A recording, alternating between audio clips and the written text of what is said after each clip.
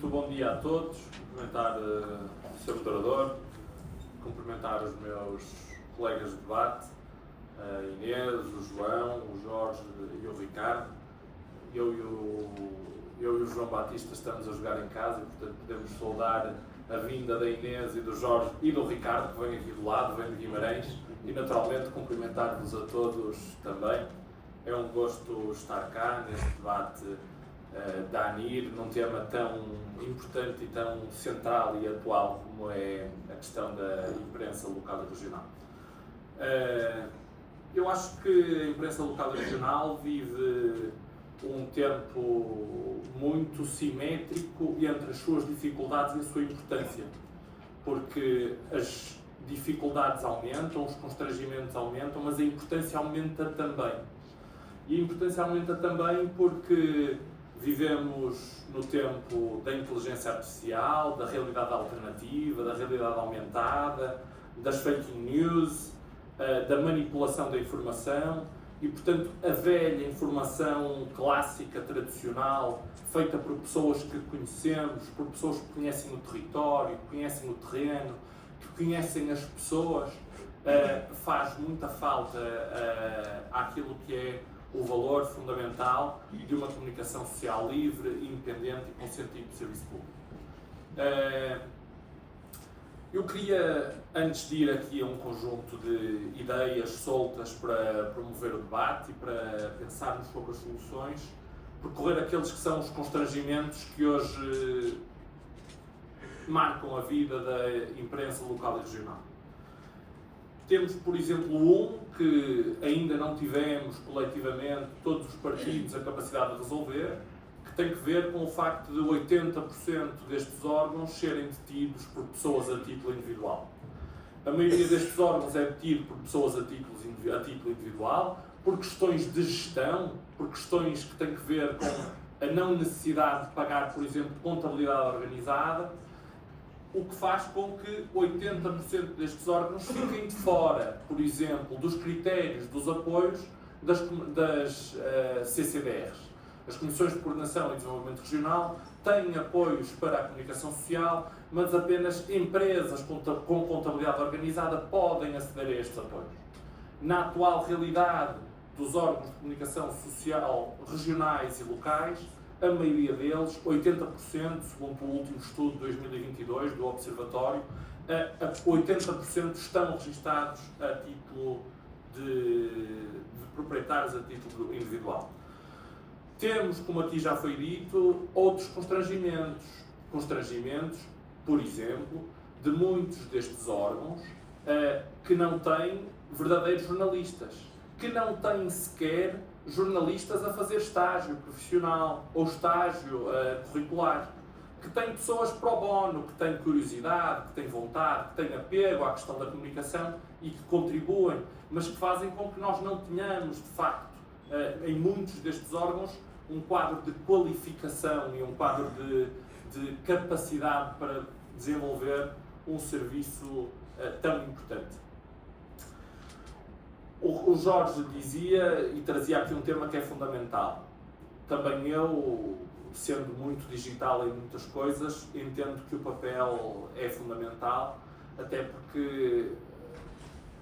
para digital já temos muitos órgãos grandes com dimensão nacional e internacional e, portanto, ter o quadro de uma intervenção diferente, isso traz-nos outro debate, o João já aqui a trouxe, mas onde, por exemplo, os imparáveis custos da edição, os imparáveis aumentos nos custos da edição trazem enormes problemas com os quais nós todos devemos refletir, mas que também temos que refletir do ponto de vista daquilo que é o mercado da comunicação social e regional. Nós não podemos querer ter boa comunicação social e regional se tivermos um mercado absolutamente espartilhado e atomizado como temos. Nós temos cerca de 400 publicações registadas locais e regionais, dá mais do que uma por concelho. É impossível ter alguma escala, ter alguma capacidade de ter gestão qualificada, ter estrutura, se tivermos uma atomização deste tipo, e portanto é importante que todos nós, políticos, mas também os atores desta área tão importante, pensemos o edifício e pensemos como devemos construir com outras premissas e com outra forma de o organizar para que ele tenha outro tipo de resposta. Depois há outro problema que eu acho que também é premente, e é importante falarmos sobre ele, e ainda aqui não ouvi falar, e acho que é muito importante falarmos todos, porque também tem que ver com a qualidade da democracia ou com o entorce à democracia. A imprensa local e regional vive hoje, na sua maioria, dos apoios das autarquias locais. Muito dos apoios das autarquias locais. Apoios estes que são muitas vezes apoios ad hoc, que não estão regulamentados, que não têm critérios, que são à vontade do Presidente de Câmara eleito, que depois naturalmente recebe os benefícios da simpatia desses órgãos de comunicação social, que são mais simpáticos com quem lhes dá esses apoios, passando a ser, mais à frente, novamente simpáticos com quem governa a Câmara Municipal de outro partido, quando a rotação se faz. O que é facto é que isto faz um entorce na qualidade da informação e no tipo de comunicação que nós fazemos, porque de facto, naturalmente, há uma dependência enorme desta comunicação das autarquias, que deve ser regulada, regulamentada, como são desde há muitos anos os contratos de apoio ao associativismo. Também esta deve ser regulada, estruturada, clara, e as pessoas saberem em que modelo podem aceder a ela e que ela seja algo que se constrói de forma permanente ao longo do tempo e de forma menos dependente dos ciclos políticos. Eu acho que nos últimos tempos há mudanças positivas naquilo que é alguns passos que têm sido dados que são importantes para o movimento da imprensa local e regional. Em particular,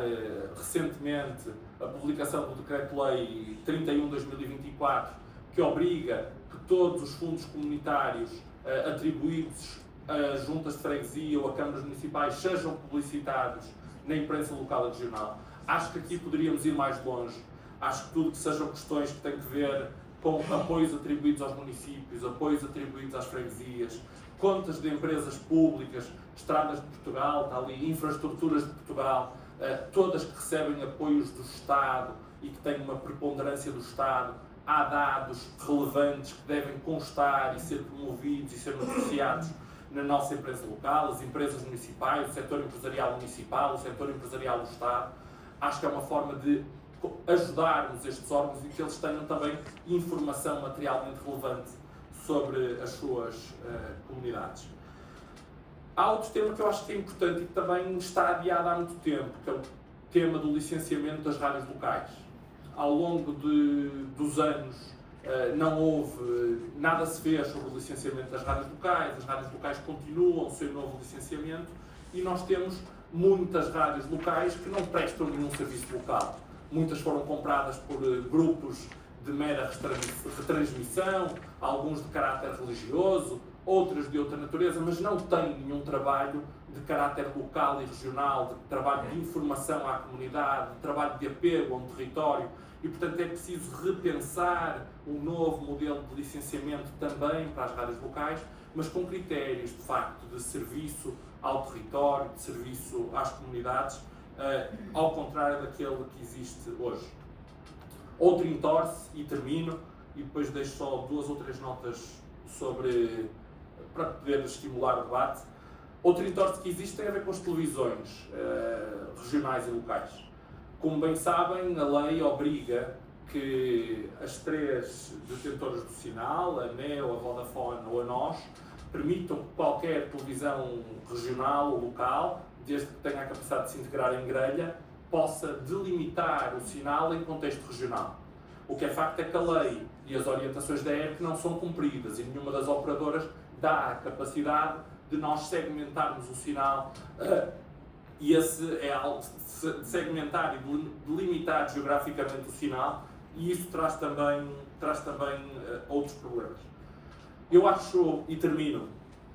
que há uma importância muito, muito grande deste universo das rádios e da imprensa local e regional. Acho que ela é fundamental para nós reforçarmos a relação com os nossos luso-descendentes que estão lá fora, que querem saber da sua terra, da sua comunidade, em proximidade, daquilo que lhes diz mais, ao que tem mais apego. Hoje é muito importante também, como o Jorge dizia, quer do ponto de vista da memória, do património, mas também da investigação, todo o trabalho que já começa a ser feito, de ligação à academia, com órgãos de comunicação local e regional, de investigação, e é uma área onde também devemos pensar novas parcerias e novos modelos colaborativos que podem valorizar a imprensa local e regional. E eu acho que um outro grande desafio, eu retomo e com isso fecho, temos de facto que todos pensar